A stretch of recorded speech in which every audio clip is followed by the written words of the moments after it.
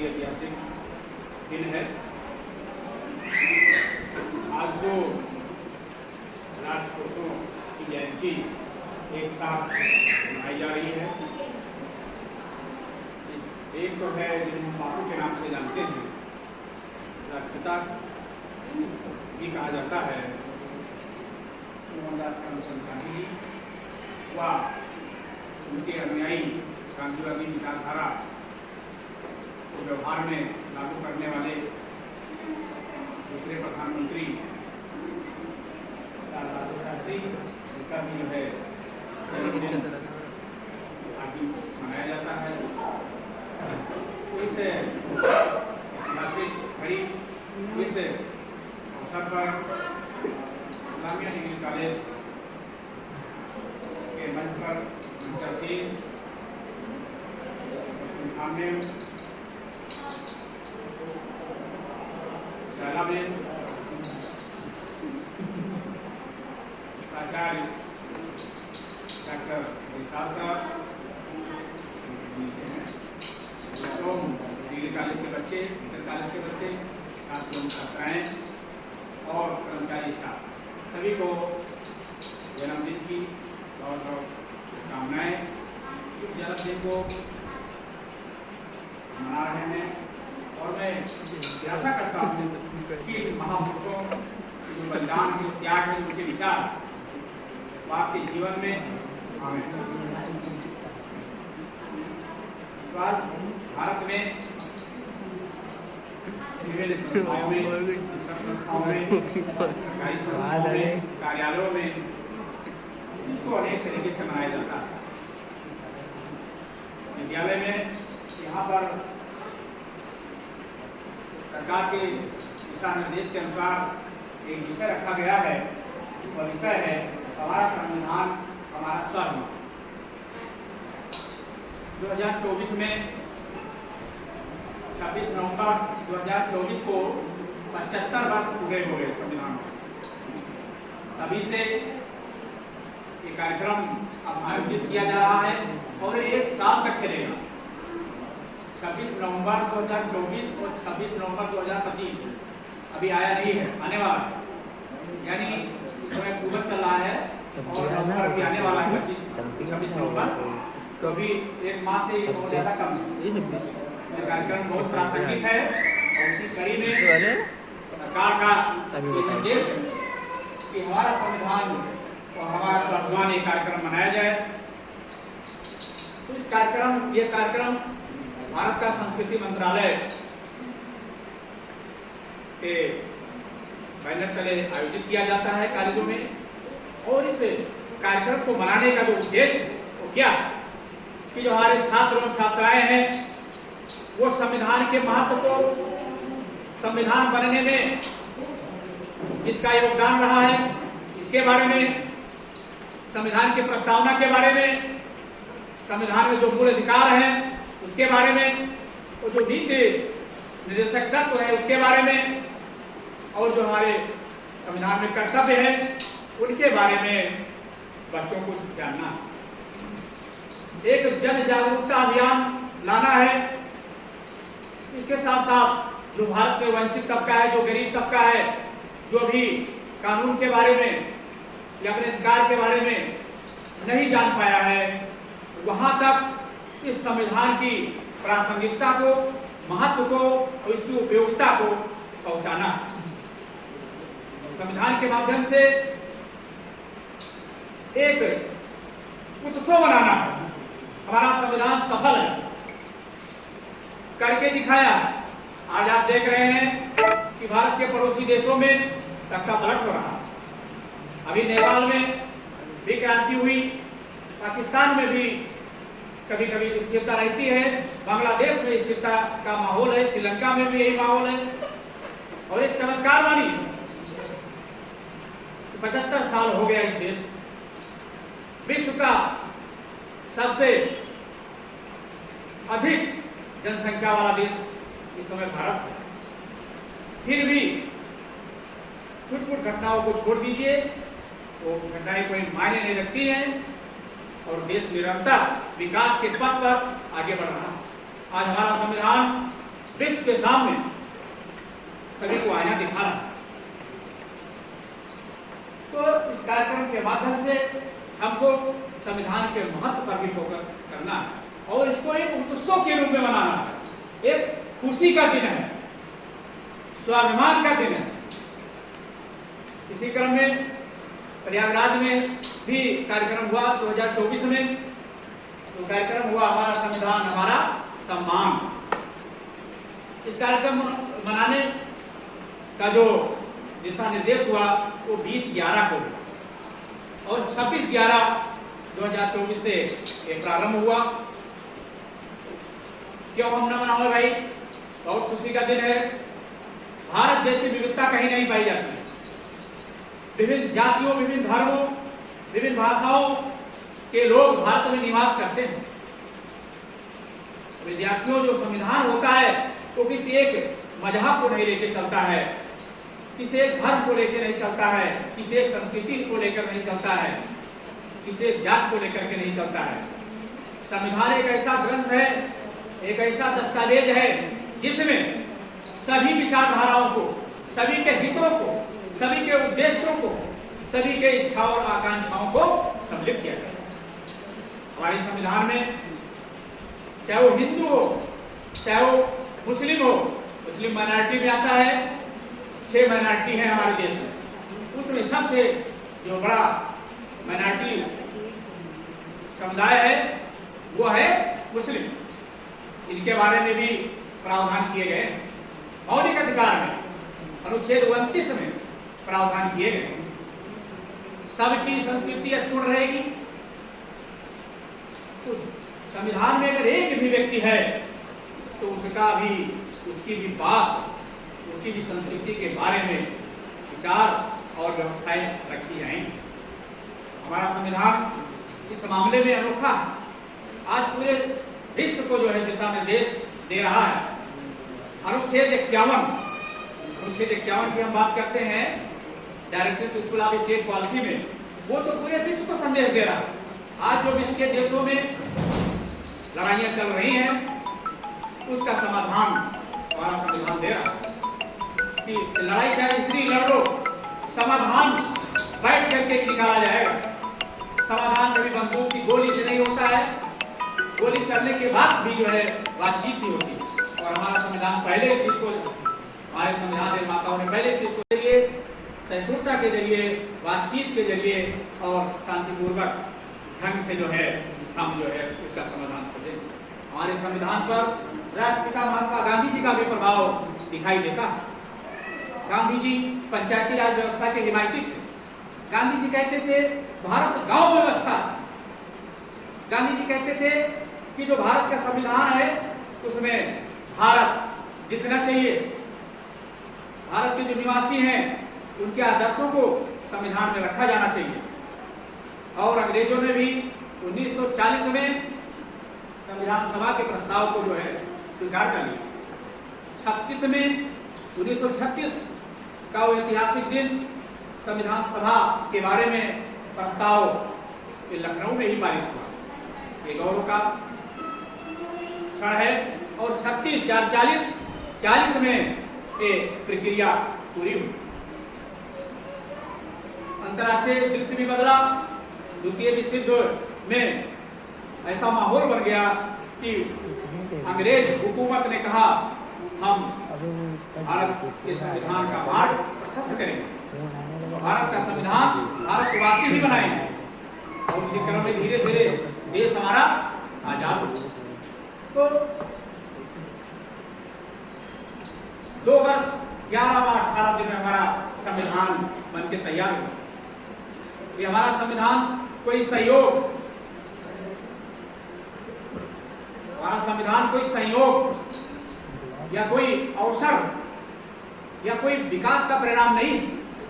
हमारा संविधान जो है 2 वर्ष 11 माह और 18 दिन में व्यवस्थित तरीके से, विश्लेषणात्मक तरीके से बाकायदा चिंतन हुआ है। संविधान सभा गठित हुई है और 389 सदस्य थे शुरू में।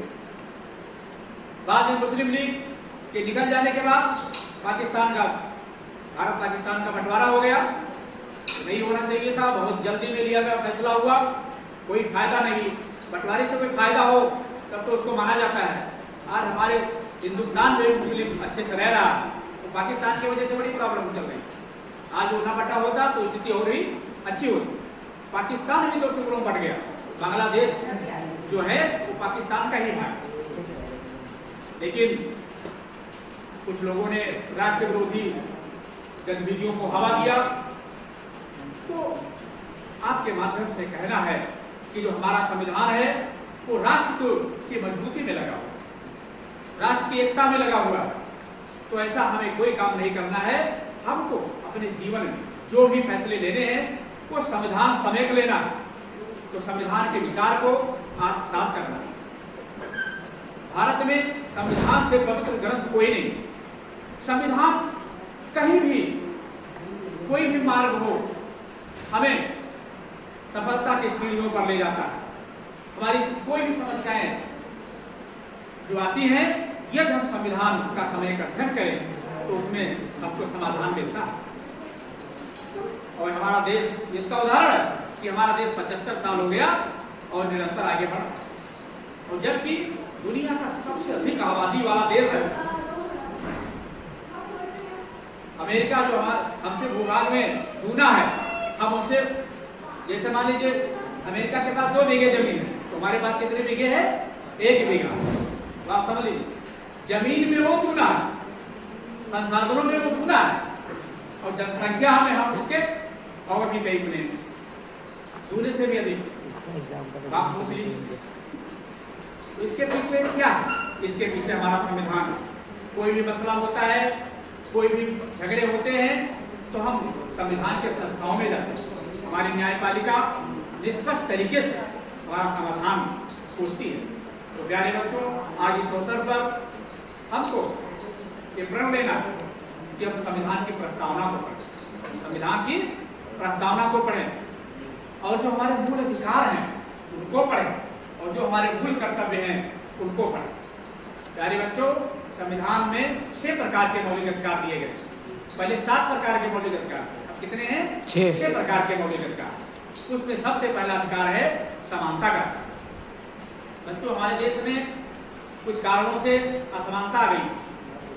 कुछ जातियों को के साथ भेदभाव करती, अछूत मानती। लेकिन जब हमारा संविधान लागू हुआ, 26 जनवरी 1950 को हमारा संविधान एकदम से क्रियान्वित हो गया, लागू हो गया, है कि नहीं? और अपनाया कब गया?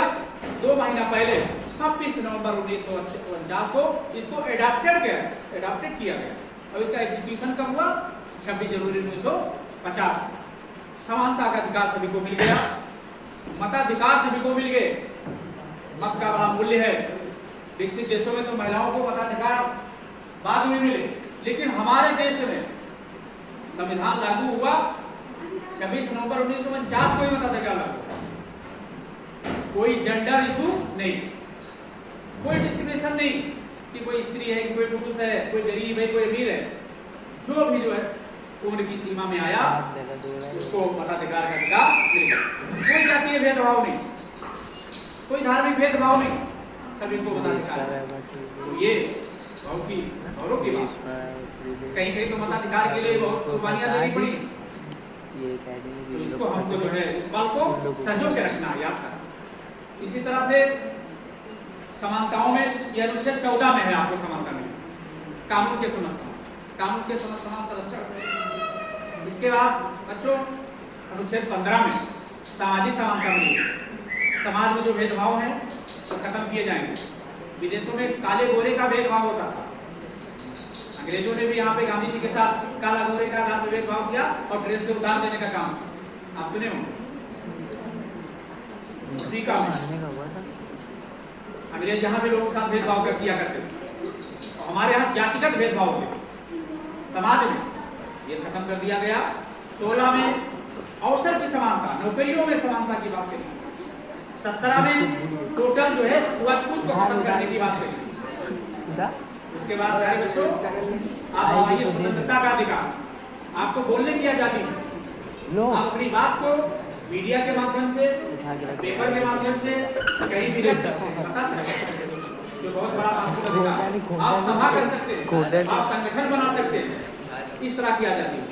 आपको कारोबार करने की आजादी है, आपको भारत में कहीं निवास करने की आजादी है, आपको भारत में भ्रमण करने की आजादी है। ये स्वतंत्रता का अधिकार है। किस अधिकार को अनुच्छेद 19 में आपको मिला। इसी तरह से शोषण के विरुद्ध अधिकार। पहले हमारे भारतीय समाज में शोषण हुआ करता था, बच्चों की बिक्री हो जाती थी, बच्चों को चुपके से बेच दिया जाया करता था, महिलाओं को मजदूरी कम मिलती थी, बलात् श्रम था, फोर्स लेबर, यानी कान पकड़ के काम कराते थे और एवज में पैसा भी नहीं देते थे। हमारे संविधान ने एक ही झटके में इस कुप्रथा को पर पाबंदी लगा दी। आपकी इच्छा होगी, आप काम करेंगे और आपको पैसा मिलेगा। कोई जेंडर इशू नहीं है, कोई प्राइस को लेकर के महिला और पुरुष में कोई भेदभाव नहीं किया जाएगा। और बच्चों को जो 14 साल से छोटे बच्चे हैं उनको किसी जोखिम भरे कामों में, खादानों में नहीं लगाया जाएगा। श्रम कानून बन गए, होटलों में बच्चों को लगाया जाता था, गुलाम हुआ होते थे बच्चे, माइंस में लगा दिया जाता था। तो अब उन बच्चों पर किस तरह से बच्चों की सुरक्षा की गई। इसी तरह से धार्मिक स्वतंत्रता का अधिकार 25 से 28 में हमारा देश धार्मिक आधार पर विविधता लिए हुए, विभिन्न धर्मों के लोग यहाँ पे हैं, रहते हैं। हमारा संविधान कहता है कोई आपको बंदिश नहीं, जिस भी धर्म को आप मानिए आप मान सकते, उसका प्रचार प्रसार करें, आपको कोई दबा नहीं सकता। तो ये सुरक्षा आपको अनुच्छेद 25, 26, 27 और 28 में दी गई। इसी तरह से माइनॉरिटी का राइट है, ये शिक्षा एवं संस्कृति का अधिकार। आप लोगों के लिए खासकर आप माइनॉरिटी में आते हैं, उसमें मुस्लिम बच्चे कितने होंगे, काफी संख्या में है। तो माइनॉरिटी राइट्स है, आप अपनी संस्कृति को का प्रचार प्रसार कर सकते हैं, शिक्षण संस्थाएं स्थापित हो सकती है माइनॉरिटी। और लास्ट में जो आपके मौलिक अधिकार हैं वह है right to remedy, right to constitutional remedy, संवैधानिक उपचारों का अधिकार। कौन सा अधिकार है? संवैधानिक उपचारों का अधिकार। कि यदि आपके राइट्स तो कोई कम कर रहा है, आपके राइट्स को छीन रहा है, तो आप हाई कोर्ट और सुप्रीम कोर्ट में मुकदमा कर सकते हैं। अनुच्छेद 226 के तहत हाई कोर्ट में, अनुच्छेद 32 के तहत सुप्रीम कोर्ट में आप मुकदमा कर सकते हैं। तो जो छठा अधिकार है, पहले तो 7वें नंबर पर था, एक अधिकार हट गया, संपत्ति का अधिकार। देखा कि हमारे देश में कुछ लोगों का बहुत ज्यादा संपत्ति, सरकार जब संपत्ति उसको लेती थी तो तुरंत मौलिक अधिकार का हवाला देकर के कार्रवाई रुकवा देते थे। ये अच्छा हुआ कि संपत्ति के अधिकार को हटा दिया गया। नहीं तो बैठे हैं मुंबई में, हजारों बीघे जमीन के मालिक हैं, जो बेचारा जोत बो रहा है उसको कुछ नहीं मिल रहा, वहीं से निर्देश दे रहे हैं तो उससे जमीन छीन करके गरीबों को बांटी गई, जमींदारी प्रथा का उन्मूलन किया गया। तो सबको जो है जोत के आधार पर जमीन, जो जोतेगा उसकी जमीन। तो ये सब व्यवस्थाएं नहीं, तो संपत्ति के अधिकार को खत्म कर दिया गया। नहीं तो हजारों 2,000 बीघों के मालिक अकेला आदमी बैठा हुआ है, शोषण कर रहा है। तो अच्छा हुआ। तो लास्ट का जो राइट है वो हमारा हो गया संवैधानिक उपचारों का। हमारे जितने भी अधिकार हैं यदि उनका हनन हो रहा है तो हम इसके तहत केस कर सकते हैं, वाद दायर कर सकते हैं। लेकिन इसके साथ साथ प्यारे बच्चों, आपको मौलिक कर्तव्य भी बताए गए हैं। उसमें 11 कर्तव्य है। लास्ट वाला कर्तव्य 86वां संविधान संशोधन 2002 में जोड़ा गया। ये गार्जियन का कर्तव्य है कि वो बच्चों को, जो बच्चे छोटे हैं, 14 वर्ष से कम हैं, उनको क्या करना है, उनको शिक्षा देना। और यही पर राज्य सरकार का कर्तव्य हो गया कि वो भी इन बच्चों को निःशुल्क जो है शिक्षा उपलब्ध कराएंगे।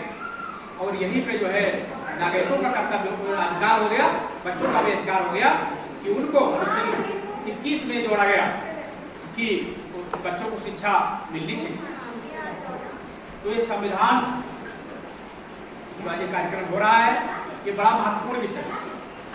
जब भी कभी आपके जीवन में अंधेरा आएगा, जब कहीं प्रॉब्लम आएगी, जब कहीं चुनौतियां आएंगी, जब कोई विवाद का विषय आएगा, तो उसका एक माकूल समाधान यदि योजना है तो केवल और केवल संविधान के मार्ग से भी आपको मिलेगा। तो संविधान क्या है? ये कानूनों की एक संहिता, सर्वोच्च विधि है क्या है ये? सर्वोच्च विधि है, सुप्रीम लॉ। इससे बड़ा कोई कानून इंडिया में नहीं, ये सुप्रीम लॉ। और इसकी सहमति जनता ने दी। संविधान किसी देश का परिचय होता है। जब किसी देश को समझना हो, बच्चों अमेरिका को समझना हो तो अमेरिका को संविधान को उठा लीजिए, अब अमेरिका के बारे में जानते हैं। भारत को समझना हो तो भारत के संविधान को अब एक कमरे में लाइब्रेरी में बैठ के पढ़ लीजिए, भारत के बारे में बहुत कुछ आप जान जाए। भारतीय संविधान में 22 भाषाओं का उल्लेख हो चुका है। हमारे यहाँ विविधता का पूरा ध्यान रखा गया। इसीलिए इस संविधान को हम लोग बहुत सम्मान देते हैं, पूरा विश्व देता है, क्योंकि ऐसे बहुलवादी समाज में सबको एक में पिरो के चलना बहुत टेढ़ी चीज है। विभिन्न जाति विभिन्न धर्मों के लोग रहते हैं, यानी एकता में तो अनेकता में एकता लाना है, और ये लाया है हमारा संविधान। और उसमें सबसे अधिक भूमिका इधर जो फोटो देख रहे हैं डॉक्टर भीमराव अम्बेडकर की है। डॉक्टर कमेटी की चेयरमैन थे, इन्होंने बहुत मेहनत किया, सबसे अधिक मेहनत की। और ये डिप्रेस क्लास से थे। ये जब यहाँ नौकरी करने आए भारत में विदेश से पढ़ करके, तो उनके साथ भेदभाव किया, इन्होंने नौकरी छोड़ दिया। तो उसके बाद उन्होंने ये बीड़ा उठाया कि हम जो है वंचितों के हक की लड़ाई लड़ेंगे, और इनका भी प्रभाव और गांधी जी का भी प्रभाव भारतीय संविधान पे असर दिखाई दे रहा है। प्यारे बच्चों, आज ये था